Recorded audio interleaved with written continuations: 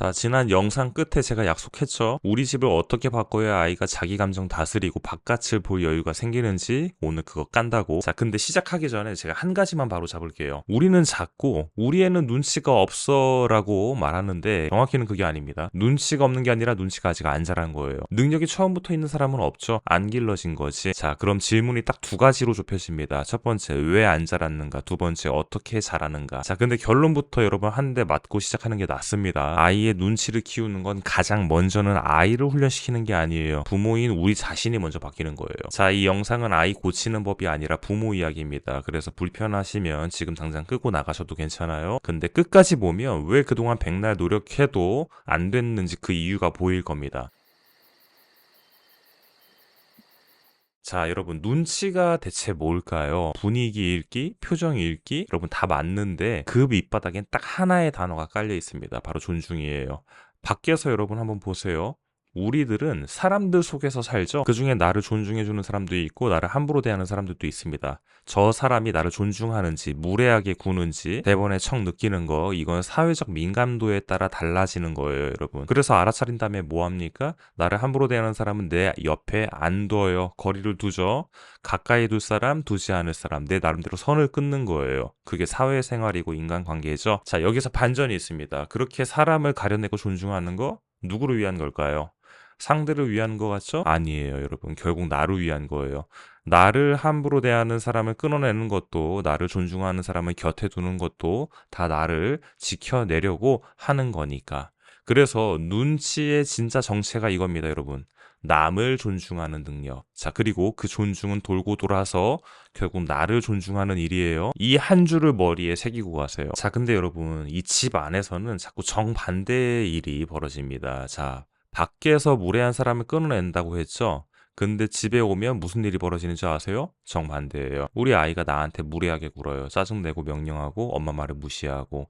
이거 밖에서 만난 사람이었으면 우리는 어떻게 했을까요? 당장에 거리 뒀겠죠. 그런데 내 새끼예요. 못 끊어요. 그래서 어떻게 합니까? 또 받아주고 또 설명하고 또 배려하고 또 참고 또 희생해요. 이거 여러분 사랑이에요. 부정 안 해요. 근데 아이는 사랑 속에서 뭘 배우나요? 내가 아무리 무례하게 굴어도 아무 일도 일어나요? 안 일어나요? 안 일어나는구나. 여러분 이게 핵심입니다. 밖에서 무례하면 사람이 떠나요. 거리가 생겨요. 그게 자연의 법칙이에요. 근데 집에선 무례해도 엄마가 절대 안 떠나요. 그러니까 아이는 태어나서 단 한 번도 무례의 대가를 치러본 적이 없는 겁니다. 생각해 보세요. 대가를 한 번도 안 치러본 아이가 밖에 나가서 갑자기 남을 존중할 줄 알겠어요? 못해요. 존중이라는 걸 배워본 적이 없으니까요. 그래서 눈치가 안 자라는 겁니다. 그리고 여기서 한 겹 더 들어가는 아이들이 있어요. 바로 ADHD 성향이 있는 아이들이에요. 이 아이들은 충동이 먼저 튀어요. 생각보다 말이, 행동이 먼저 나가버립니다. 그러니까 무례하게 굴려고 한 게 아니에요. 브레이크가 늦게 잡히는 거예요. 아기의 문제가 아니라 속도의 문제예요. 그래서 부모가 제일 먼저 할 일은 이 구분이에요. 제가 날 무시하네가 아니라 또 먼저 튀어나오고 있구나. 이거 하나만 바꿔도 부모의 마음이 덜 다쳐요. 근데 구분은 하되 대가까지 없애주면 안 되는 거예요. 여러분 쟤는 충동적이니까 어쩔 수 없지 하고 다 받아주는 순간 이 아이도 똑같이 무례의 대가를 못 배워요. 거기서부터 눈치는 또 자라지 않게 되는 겁니다. 눈치의 핵심은 존중이라고 했죠. 그 존중을 가르칠 유일한 곳이 집인데 이 집이 오히려 그걸 지우고 있는 거예요. 사랑이라는 이름으로. 자, 여러분 지난번 영상에서 우리가 새 집에 대해서 얘기했던 거 기억나세요? 이번에 그 새 집을 존중이라는 렌즈로 다시 봅시다. 완전히 다르게 보일 거예요. 자, 다 설명해주는 집이 있어요. 여기가 제일 큰 함정이에요. 아이가 무례할 때마다 친절하게 설명하고 타이르고 설득도 하고 그래도 안 되면 좀 혼내고 또 설명하고 끝없이 반복하죠. 근데 잠깐 아이가 그게 무례한 건지 거짓말이 나쁜 건지 정말 몰라서 안 하는 걸까요? 여러분 이거 아니에요. 알아요. 우리가 수백만 번 설명했잖아요. 그냥 알면서 하는 거예요. 그럼 또 설명하는 게 약이 될까요? 안 돼요. 밑 빠진 독에 물 붓기예요. 자, 밖에서 누가 나한테 무례하게 굴 때 우리가 그 사람 쫓아다니면서 그렇게 하면 안 돼요. 그렇게 하면 무례한 거예요. 설명합니까? 안 하죠. 그냥 담담하게 거리를 둡니다. 그냥 말 안 해버려요. 그 거리가 메시지 자체예요. 당신이 그렇게 하면 나랑 멀어집니다. 이거 얘기해 주는 거잖아요. 여러분 집에서 필요한 것도 설명 100번이 아니라 바로 그 담담한 거리예요. 무례하게 굴면 평소에 따뜻함이 서서히 식는다는 걸 아이가 부모를 통해 느끼게 하는 거예요. 특히 ADHD 성향의 아이한테는 흥분한 순간에 설명은 거의 안 들어갑니다. 머릿속에 이미 꽉 차 있어요. 새 말이 들어갈 자리가 없거든요. 그러니까 더더욱 그 순간에 말을 줄여야 돼요. 담담하게 거리만 두세요. 설명은 아이가 가라앉은 다음에 짧게 그때라야 들어갑니다. 자, 여기서 여러분 절대 오해하시면 안 돼요. 아이를 미워하라는 게 아니에요. 벌 주라는 것도 아니죠.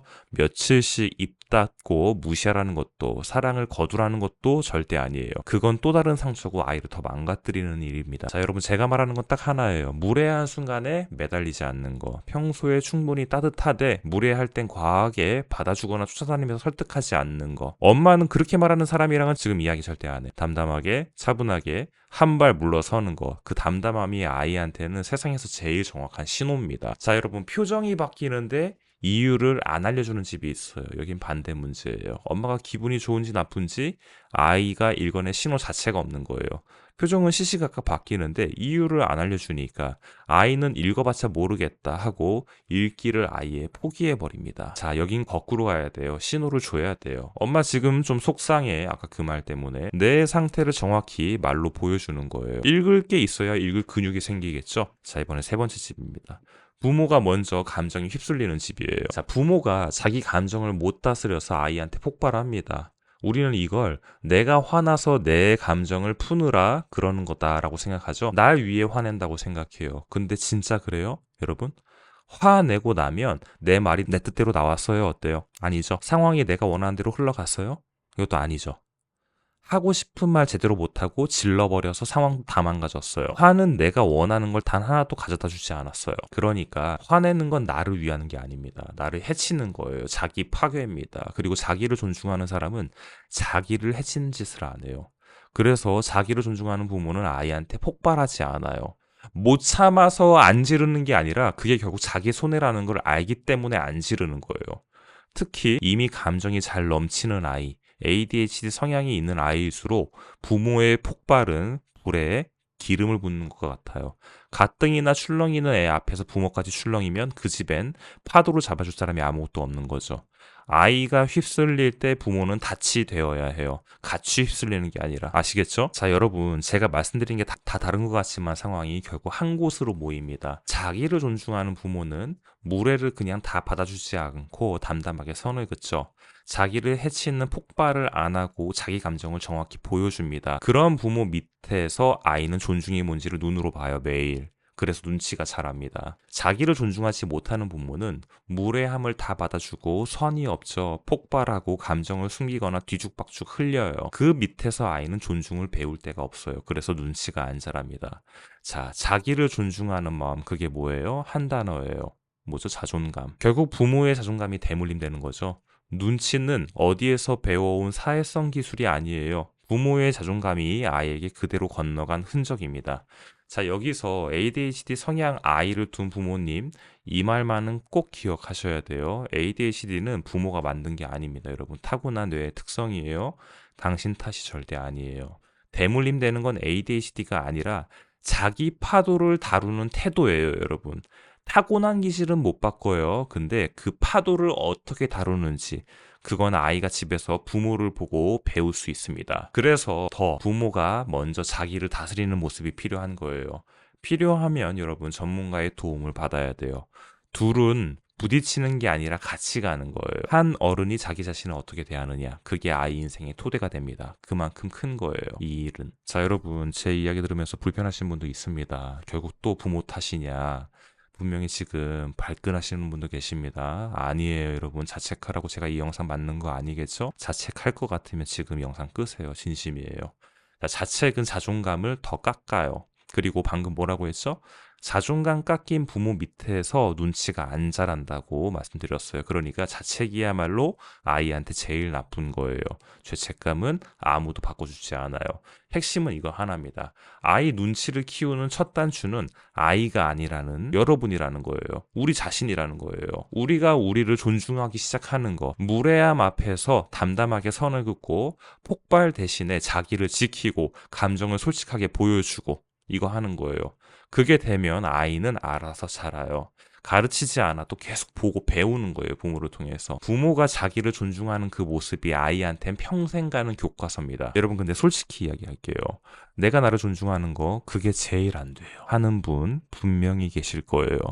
평생 한 번도 안 해본 걸 갑자기 어떻게 합니까? 여러분, 근데 그게 정상이에요. 자존감은 결심한다고 바로 생기는 게 아니거든요. 오늘부터 나를 존중하자 한다고 되면 세상에 자존감 낮은 사람은 없게요. 이건 마음 먹기가 아니라 훈련입니다. 이 훈련에 지속이 돼야 돼요. 자기를 존중하는 부모로 바뀌는 그 훈련, 그건 결심 한 번으로 되는 게 아니라 방법이 있고 순서가 있습니다. 오늘 하나만 가져가세요. 아이 눈치를 고치려고 아이를 들들볶지 마세요. 그리고 거울을 보세요. 거기 답이 있습니다. 자, 그런데 여러분, 제가 거울 보라고 하니 또 이런 생각 드시죠? 맞아, 다 맞는 말이야. 근데 막상 내 아이 앞에서 어떻게 하라는 거지? 그 막막함, 당연한 거예요. 이게 아는 것과 실제로 하는 것 사이에는 생각보다 훨씬 높은 장벽이 있습니다, 여러분. 담담하게 선을 그어라. 머리로 알겠는데 막상 아이가 대들면 또 욱하고 또 설명하고 또 매달리게 돼. 특히 ADHD 성향이 있는 아이라면 더 그렇습니다. 자녀도 불안이 높지만 부모도 불안이 높죠. 이 아이들은 뇌가 작동하는 방식 자체가 달라서 일반 육아서에 뭐 이렇게 말하세요, 이렇게 행동하세요, 여러분, 이런 거 잘 안 먹힙니다. 원리를 모르면 좋은 방법도 우리 집에선 자꾸 헛도는 거예요. 그래서 제가 웨비나를 준비했습니다. 여러분, 친구들 사이에서 자꾸 겉도는 아이, 눈치 없는 아이, 이런 아이들 부모가 바꿔줄 수 있어요. 저희 매육견은 좀 결이 좀 다릅니다. 보통의 육아 강의는 뭐 이렇게 해보세요 하고 끝나요. 저희는 거기서 시작해요. 뇌과학, 심리학 기반, 왜 우리 아이가 자기 감정에 잡아먹혀 바깥을 못 보는지, 물애가 왜 아기가 아니라 충동인지, 특히 ADHD 성향 아이의 뇌에서 무슨 일이 벌어지는부터 풀어봅니다. 원리를 알면 대응이 통째로 달라져요. 자, 실전 훈련 중심입니다. 담담한 거리를 말로 어떻게 표현하는지, 폭발하지 않고 선을 긋는 그 한마디, 강의를 듣고 끝이 아니라 내 상황에 맞게 직접 연습해야 돼요. 부모의 메타인지 훈련, 아이를 바꾸려면 이게 먼저 돼야 돼요. 부모가 먼저 자기 반응의 패턴을 알아야 됩니다. 내가 언제 욱하는 사람인지, 언제 매달리게 되는지 그 지점부터 같이 짚어야 돼요. 일시와 신청 방법은 아래 고정 댓글에 링크 확인해 보시면 되고, 다만 자리가 제한되어 있습니다. 오늘 여러분 영상이 마음에 걸리셨다면 지금 신청해 두세요. 아이 관계 문제는 기다릴수록 패턴이 굳어집니다. 여러분, 인생의 시간은 기다려주지 않아요. 감사합니다.